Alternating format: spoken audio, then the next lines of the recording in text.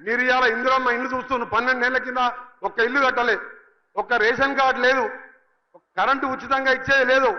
తెలంగాణ వచ్చిన వారి కోసం, పేద ప్రజల కోసం ఇందిరమ్మ రాజ్యం ప్రజాపాలన తెస్తామని ఆ రోజు ముఖ్యమంత్రి గారితో సహా ఇవాళ మంత్రులందరినీ కూడా 24 గంటలు కష్టపడుతున్నాం.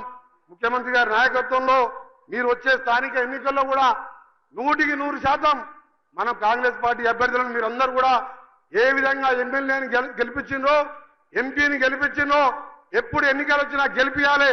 మనం చేసే పథకాలు ఓట్ల కోసం కాదు. తెలంగాణ ఇచ్చిన సోనియా గాంధీ దేవతలాగా ఆంధ్రాలో మొత్తం పార్టీ పచ్చిపోయింది, ఒక్క వార్డు మెంబర్ లేడు. ఎందుకు ఇచ్చింది? 4 కోట్ల పేద ప్రజల కోసం.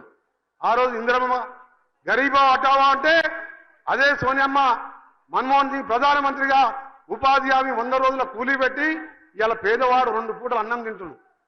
రాజశేఖర రెడ్డి గారు 2004లో ముఖ్యమంత్రిగా ₹1,00,000 20 ఏళ్ల కింద ఇందిరమ్మ ఇల్లుకు ఊరికి 100-200 ఇల్లు కడితే ఇలా రేవంత్ రెడ్డి గారు అలాగే మన ప్రభుత్వం 5 లక్షలతో ఇల్లు కూడా పునాదులు వేసుకుంటున్నాం.